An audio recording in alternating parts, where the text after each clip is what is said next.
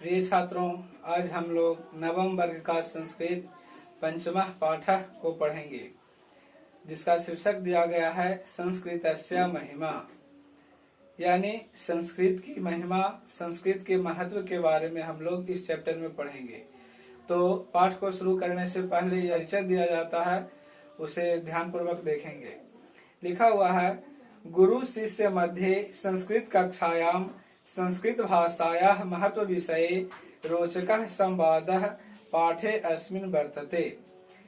यहाँ इसका मतलब है, गुरु और शिष्य के बीच संस्कृत के क्लास में संस्कृत भाषा के महत्व के विषय में कुछ रोचक संवाद हुआ है, जो इस पाठ में दिया गया है। अनेन संवादेन छात्राणां ज्ञान वृद्धि जिज्ञासा च प्रवर्तेते। इस संवाद के द्वारा छात्रों की ज्ञान वृद्धि होगी और जिज्ञासा भी बढ़ेगी। संस्कृतस्य व्यापकत्वं शब्द रचना शक्तिम अन्यमुपयोगम च दर्शति पाठोऽयम्। यह जो पाठ है, संस्कृत की व्यापकता को और शब्द रचना की शक्ति को और अन्य उपयोगों को दर्शाता है। अब हम लोग पाठ को शुरू करते हैं। संस्कृत शिक्षकः कक्षां प्रविशति। जिस प्रकार से आप लोग क्लास में पढ़ते हैं तो शिक्षक महोदय आते हैं, प्रवेश लेते हैं, उसी तरह से यहाँ संस्कृत शिक्षक कक्षा में प्रवेश करते हैं। छात्राः स्वस्थानादुत्थाय अभिवादनम कुर्वन्ति। सभी छात्र अपने स्थान पर खड़े होकर के उनका अभिवादन करते हैं। अब यहाँ आगे क्लास प्रारंभ होता है। शिक्षकः यानी शिक्षक कहते हैं, उपविशन्तु सर्वे, सभी लोग बैठ जाएं। अद्य संस्कृतस्य महत्वं कथयामि। आज संस्कृत की महिमा को, संस्कृत के महत्व को मैं कहता हूँ। रमेशः, रमेश नाम का विद्यार्थी है, छात्र है, जो कहता है, गुरुदेव अपि संस्कृतस्य अध्ययनम लाभकरम। रमेश कहता है कि गुरुदेव, क्या संस्कृत का अध्ययन करना लाभदायक होगा, लाभदायक है। शिक्षक, तब शिक्षक कहते हैं, न जानासि वत्स। वत्स का मतलब ऐसे बेटा होता है, और जैसा कि हम सभी जानते हैं, शिष्य पुत्र के समान होता है, इसलिए कहते हैं न जानासि वत्स, नहीं जानते हो बेटा। संस्कृतम बिना न संस्कृति। कहते हैं कि संस्कृत के बिना संस्कृति ही नहीं है। तब राजीव कहता है, का नाम संस्कृति है। संस्कृति किसका नाम है, संस्कृति क्या है। तब शिक्षक कहते हैं, संस्कृते एव आचारः विचारः भावनाश्च सन्ति। शिक्षक कहते हैं कि संस्कृति में ही आचार, विचार और भावनाएं होती हैं। यत्रेमे भवन्ति तत्रैव संस्कृति। जहाँ ये सब होता है, यानी आचार, विचार और भावना जहाँ भी होता है, वहीं संस्कृति होती है। तब पुष्कर नाम का छात्र है, जो कहता है, कथयन्ति जनाः यत् इयम् मृता भाषा।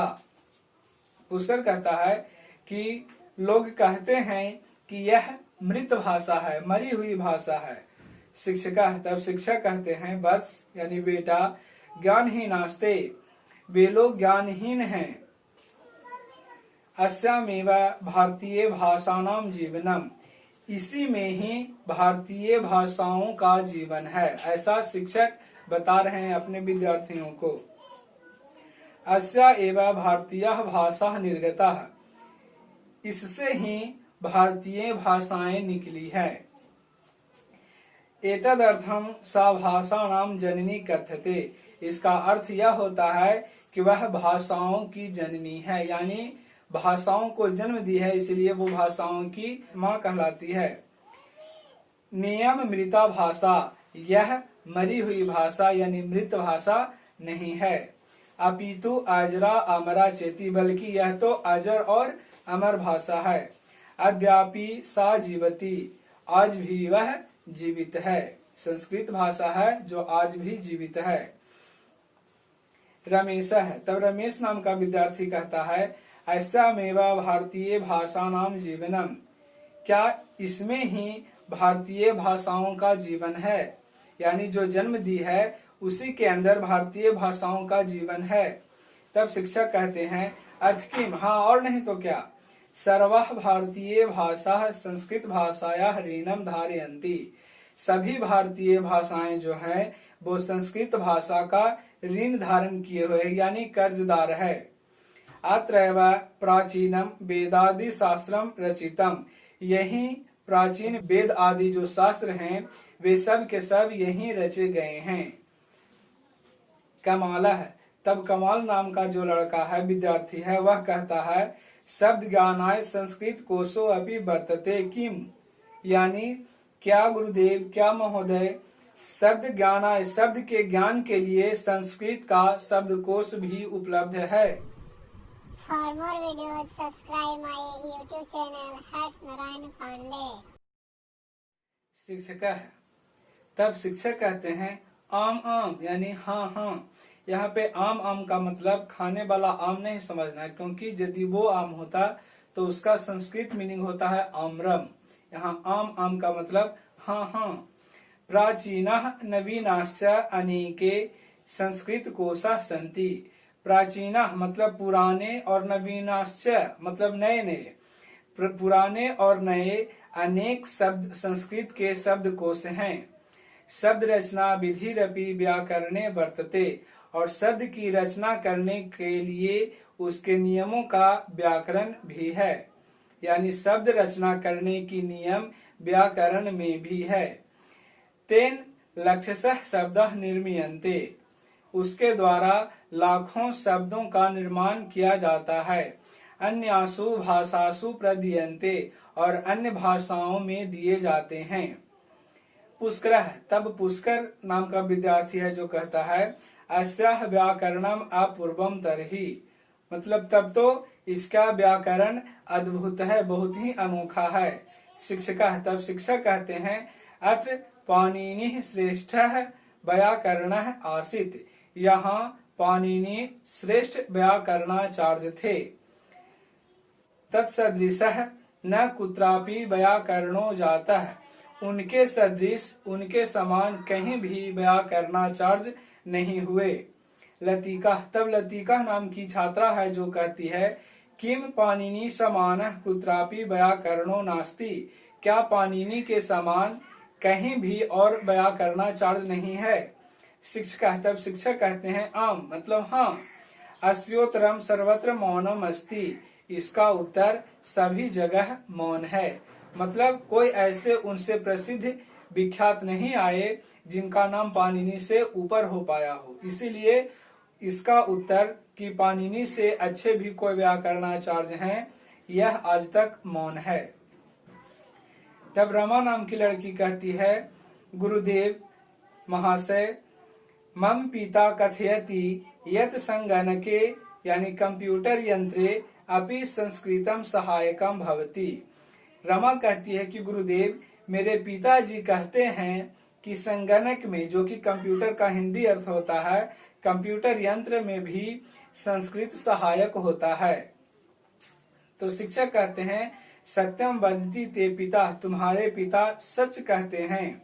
अपि च, और योग शास्त्रे पतंजलि कृतम योग दर्शनम अपि अपूर्वम, इतना ही नहीं योग शास्त्र में पतंजलि के द्वारा जो योग दर्शन होता है उसमें भी यह अद्भुत है, अनोखा है। कमाल, तब कमाल कहता है पूज्यवर श्रूयते यत संस्कृते क्रिया रूपानी असंख्यानि सन्ति। कमाल कहता है कि पूज्यवर यह सुना जाता है, यह सुनने में आता है कि संस्कृत में क्रिया रूप असंख्य होते हैं, मतलब असंख्य क्रियाओं के रूप होते हैं। शिक्षक, तब शिक्षक कहते हैं सत्य में तत्, यानी यह सत्य है। धातवः एव द्विसहस्राधिकाः, कह रहे हैं शिक्षक महोदय कि धातु ही है जो 2000 से अधिक है।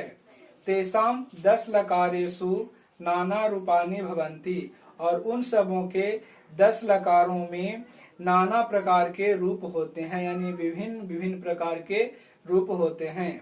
सर्वेषु लकारेषु नवनम रूपानि सन्ति, और सभी लकारों में नए नए रूप आते हैं।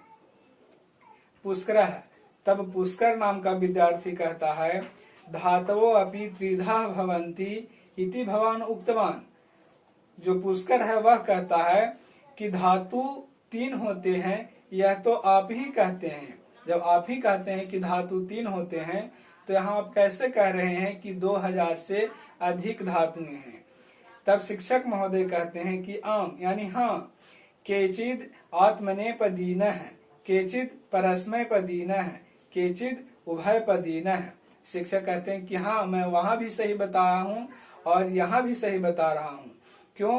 क्योंकि कुछ आत्मनेपदी होते हैं, कुछ परस्मैपदी होते हैं और कुछ उभयपदी होते हैं। इस तरह से आत्मनेपदी, परस्मैपदी और उभयपदी मिलाकर धातु मुख्य रूप से 3 प्रकार के ही होते हैं। एवं त्रिधा ते भवन्ति, इस प्रकार ये 3 होते हैं। रहीमः, तब रहीम नाम का विद्यार्थी कहता है तदा तु भाषेयम अतीव जटिला, तब तो यह भाषा बहुत ही जटिल है, बहुत ही कठिन भाषा है। शिक्षका, तब शिक्षक कहते हैं ना ना, यानी नहीं नहीं, ऐसी कोई बात नहीं है। सरला अपीसा कठिना अपीसा, यह वह सरल भी है और वह कठिन भी है, दोनों है।